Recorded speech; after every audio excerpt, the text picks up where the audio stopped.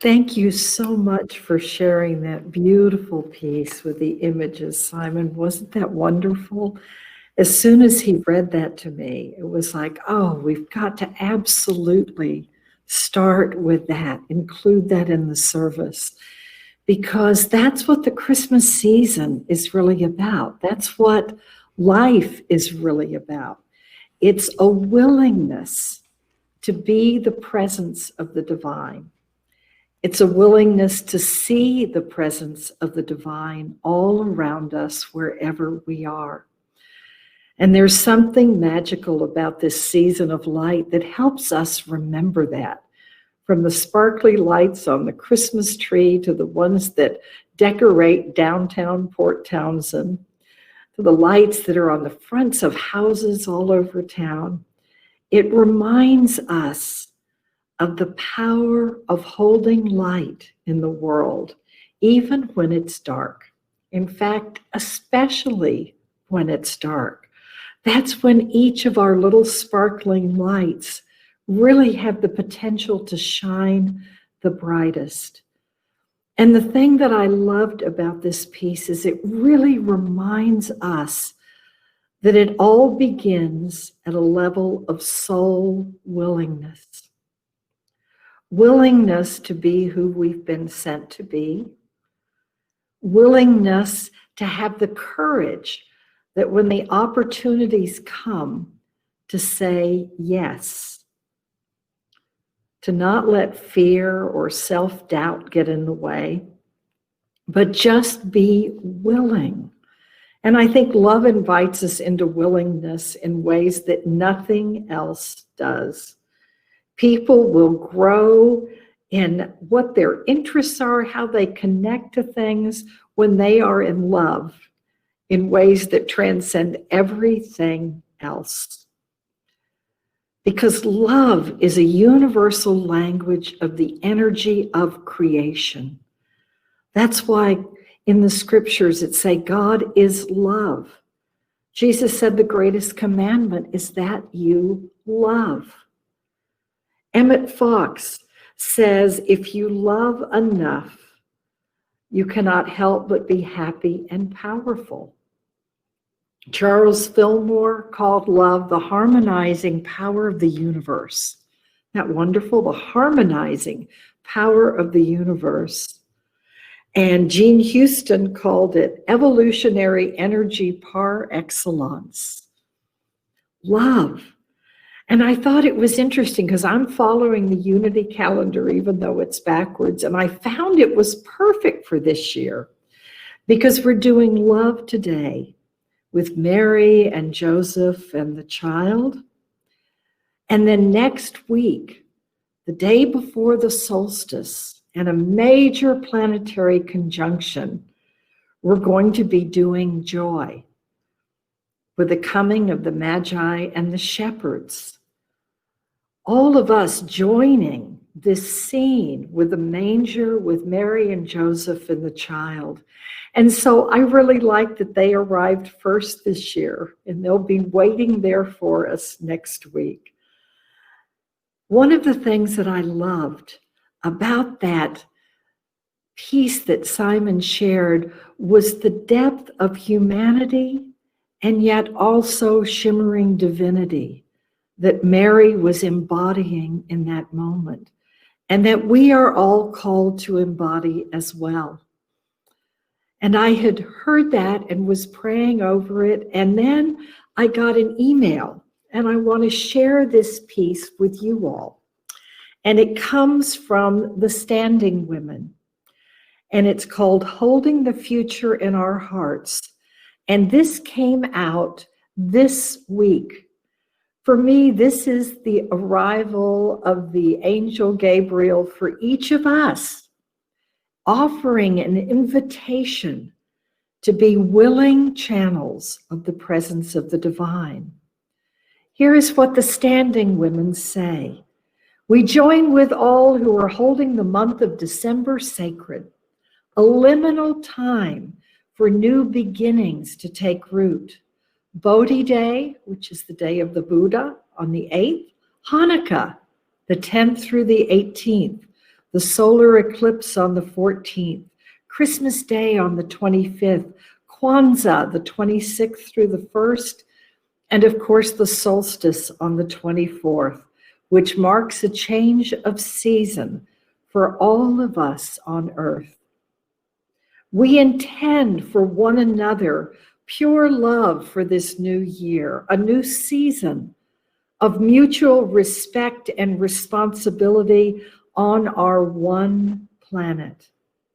With these words together, we set a new pattern, beginning with our concern for the children and expanding into pure love for the entire earth. Begins with a babe, begins with a child, with the children, and expands just like the energy and the story of Christmas. And here is what we are called to do. We hold our children and grandchildren, the young ones everywhere, just as they are. We fill our hearts and ourselves with that pure love and deep intention for their well-being. We extend our love to the whole earth, that it may surround each child with goodwill. We join hearts with those everywhere who love for the sake of us all. And thus this day are we called in this Advent season on this day of love. One of the people that I really admire and whom I study is Richard Rohr. And in his column this week, he had some wonderful passages that for me were really profound and very much tie in with the message this day of love and of Mary and of Joseph and the child. He begins with this: we are part of this moment of an ever-growing universal Christ that is coming to be in this one great act of giving birth. Are we willing to say yes? Are we willing to trust and have faith? Are we willing to believe in the grace of possibility and let love call us deeper than ever into the heart and breath and essence of life? For that is what giving birth is all about, whether it's to a child, an idea, a prayer, a creative expression, an act of compassion. All come from within, and we can choose to give birth to those. He then shares a wonderful quote from Kathleen Norris.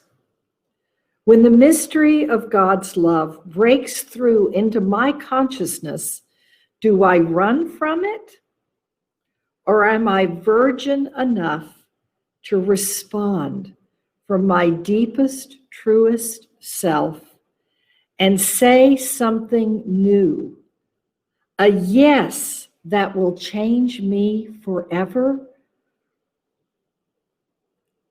Willingness is the piece that we saw from the Magnificat, the Annunciation of Mary, where the angel comes and she says, yes, I am willing. Her willingness comes in two parts. The first is, here I am, the servant of the Lord. Let it be with me according to your word. I am a channel. St. Francis's prayer, let me be a channel, let me be a vessel of your peace. That's what we've truly been sent to be. Body, mind, heart, and soul, all are here in service of that higher calling. She represents that divine feminine, that provides tender, loving care, that's willing to give birth, that holds in heart and in love the possibility, and then allows it to take shape and form within her until it's time for it to be made manifest in fullness, in physical form in the world. That's how our thoughts and our prayers take form as well. They begin in the womb of our beingness. And as we nurture them and allow them to grow, and then in willingness, gift them to the world when the moment comes. That is our calling as well. Mother Mary was there present with the man Jesus throughout his entire soul experience, throughout his entire life and beyond. She was there with him when he was still a spark of the divine in pure soul form with the arrival of the angel. She was there for the birth, all through the childhood, all through his ministry, and then through Holy Week with the trials, the crucifixion and the resurrection, and then later the ascension. This willingness to walk through life with one another, whatever life holds, is one of our deepest and truest callings. It's what allows us to be in relationship with one another at depth and breadth over years and years of experience, where we gift one another with do-overs on probably relatively regular bases, because love transcends everything. The second part of hers, after "here I am, I'm willing," is "my soul magnifies the Lord, and my spirit rejoices in God." With that willingness, then comes a deep sense that you truly aren't walking alone, that when you say yes, a host of angels and unseen energies rush to move you forward in the direction of your spiritual calling, of your unfoldings, of your dreams, of your manifestations. When you're willing to be that presence, you find yourself rejoicing and being in gratitude and seeing even the tiniest glimmers of blessings in even the darkest times. And in that place of gratitude, you open to then receive the next blessing. Willingness through the love of Mary. Ronald Rollhauser then gives us our next quote that I'd like to share. "Christmas isn't automatic. It can't be taken for granted. It began with Mary, but each of us is asked to make our own contribution to giving flesh to faith in the world." Each of us is asked to make our own contribution to giving flesh to faith in the world. Willingness to say yes, to be the presence, to be the power of love and faith and grace. And so now we look at the profound love of Joseph, because he too walked this journey beside Mary, side by side as the masculine energy, standing side by side with the divine feminine. I've always loved it. In the ancient Hebrew tradition, it was said that Eve was made from Adam's rib, not so that she could be beneath him, but rather that she could walk beside him, heart to heart, rib to rib, side by side. And that's what I believe these two souls did. And so he had to be willing to provide, to protect, to be there for a child that in the traditional sense was not his own, but in a sense of soul and calling and divinity was without a doubt. Joseph means Jehovah will add to. You begin, and God, as you step forward to provide and protect and be present, will infill you with all you need to do that which is yours to do, to help carry that child from birth into fullness of expression and adulthood.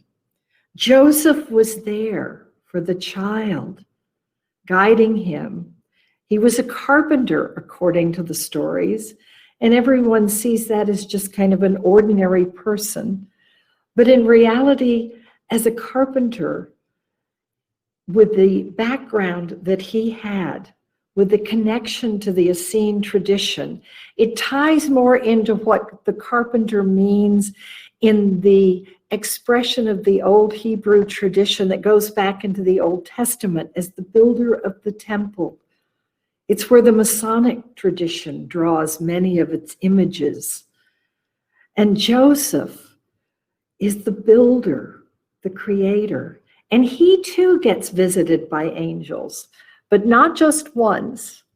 He gets visited 3 times, which I love because as he goes upon the path of raising this child and caring for his family and being the presence of the divine, there are 3 points where he is clearly guided.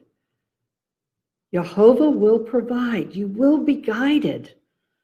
The first time the angel appears and said, "This is your child to raise." And so Joseph, despite all of the outer traditions, says yes. Edgar Cayce talks about how deeply ingrained this family was in the Essene tradition, which now many of the scholars are beginning to really connect with as well. And he would have been older than Mary. Theirs would have been a sacred union, blessed. And she, in her willingness, said, "Let me be a channel," and now I am in celebration of that. And he said, "Let me walk by your side." And so he listened to the angel and said yes, and took her for his own. Then, after the child is born, an angel comes to him and says, "You must take the child now and go to Egypt," because that is when Herod kills all of the male children, trying to destroy the king that will potentially usurp his throne. And so Joseph immediately gathers them together and they go to Egypt, where part of the initiation of the child Jesus takes place in the ancient spiritual traditions there as well. And then when the time is right, again an angel comes to Joseph and says, "Now is the time, go back home to Judea. It is time to return to Nazareth." And so back they went, so that Jesus is in place for the next unfoldings of his story. And so Jesus loved Joseph so much that his term, even in his greatest prayer, the Lord's Prayer, when he says, "Our Father," it's not just my Father, it's our Father. But his experience of father energy has been from the man Joseph. And so when he says this prayer, not only for himself, but for all of us, Father is Abba, which is like Papa. It's a term of endearment. It's a term of tender, loving care. It's a reminder of the willingness of Joseph to make his contribution to the unfolding of the life of Jesus that has transformed the world.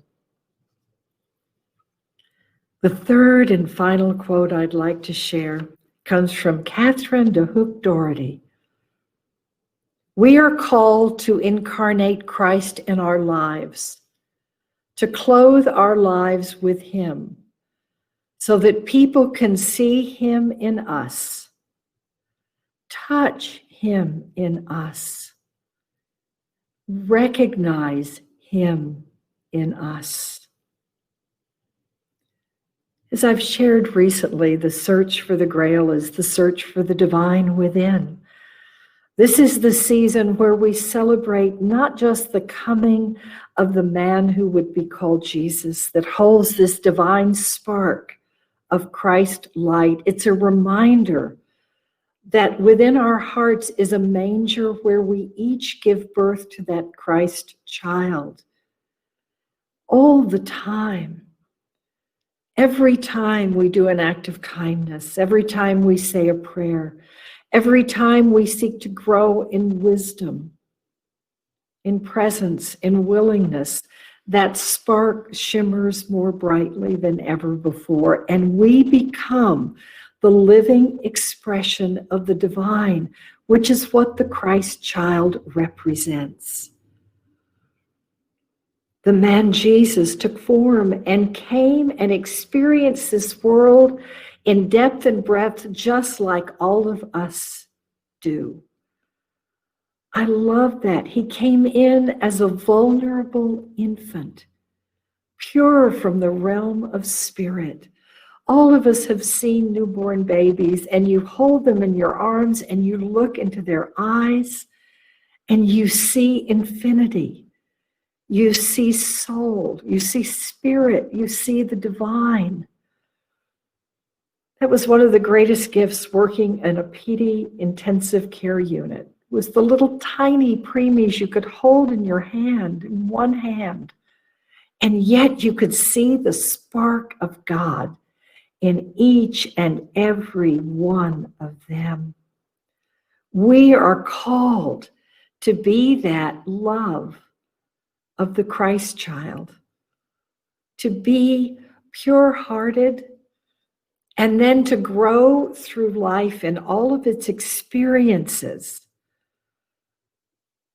up and down, in and out, good and bad, challenging and blessing, with a close circle of family near, with kindred souls, an inner circle of people that we can walk at depth and breadth with. And also all of the people whose lives we touch. Jesus had family. He had an inner circle of dedicated followers that were both men and women. He had, like Joseph and Mary, he had his Magdalene that walked beside him and shared the journey and the calling with him. He met people of every background. He was the most radically inclusive person, I think, that had been in the world to that point, and probably still. Jew or Gentile, it did not matter. He loved you. Man or woman, he loved you. Slave or master. All he met right where they were on the journey of their soul, loved them as they were, but also beheld that spark of the divine in them. And in seeing it, helped them call it forth as he healed them, as he taught them, as he loved them. This is our calling. Simply being willing to be the love of Mary, the love of Joseph, the love of the child that is the creative expression that takes form and grows in the world. Each of us came in as babes. We're making that journey now. We're abiding at a time that I'll talk about next week, going into the solstice, of tremendous shift and change that is bringing us into more an age of Aquarius, an age of enlightenment, an age of compassion and equality and blessings. And it is coming because people are willing to say yes. This week, I also got Stephanie Austin's latest column, and I'd like to share this quote. It comes from Ann Elber's Messages from Angels, and she's talking about the coming alignments with the solstice. All these alignments reminds us that your light, your hope, your love, the present of your presence, and the gift of your positive expectations are the most important things you can share with humanity during your holiday season. Anytime you have a few moments, pause. Dream of a reality in which your life is filled with love. Dream of a world where there is respect for all beliefs and opinions. Dream of a human race that cares about your Mother Earth. Imagine people hugging, celebrating, holding hands, working on cooperative projects, glowing with health, and honoring one another's differences. Every time you focus and allow yourself to love, this future becomes real. You give yourself and the world the gift of empowering the essence of that reality. Say yes. And as my very final short piece, this comes from our very own Reverend Robert Farrell. This was from his Wellspring column on Monday. It's 4 simple lines, but I think it summarizes the energy of this day and this season. May the light of 1,000 suns shine through. Live the life of grace you were meant to. Carry the light of God's love into the world. Be the open heart the earth longs for. Go forth, bless and blessing, and know you are a divine child and that you are loved. Blessings. Om, Amen, and blessed be.